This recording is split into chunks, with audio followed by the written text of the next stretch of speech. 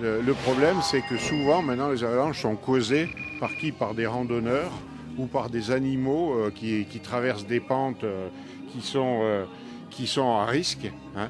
On sait qu'une pente en montagne qui est supérieure à 30 degrés présente toujours un risque. Un risque zéro n'existe pas.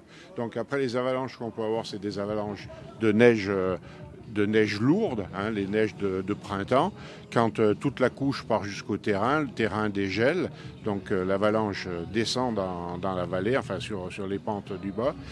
Après, vous avez les avalanches de poudreuse, c'est celles qui sont au début de saison, hein, des avalanches qui cumulent des épaisseurs assez importantes, les avalanches de poudreuse, qui sont souvent dues aux plaques à vent. Hein, c'est-à-dire que le vent qui souffle du sud vers le nord accumule derrière les crêtes des quantités de neige assez importantes et il ne faut pas grand-chose pour les déclencher. Et le troisième type d'avalanche, c'est le type d'avalanche à plaques.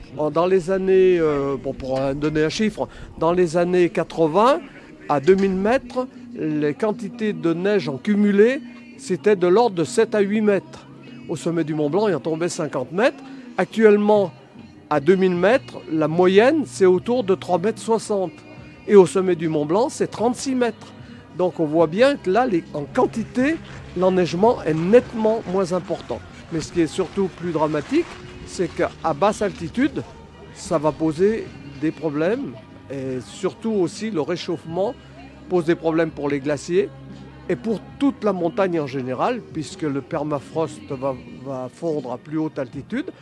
Et ça commence, c'est déjà commencé, à poser des problèmes de stabilité et en particulier d'accidents. On l'a vu à la Bérarde, on verra peut-être certainement ailleurs.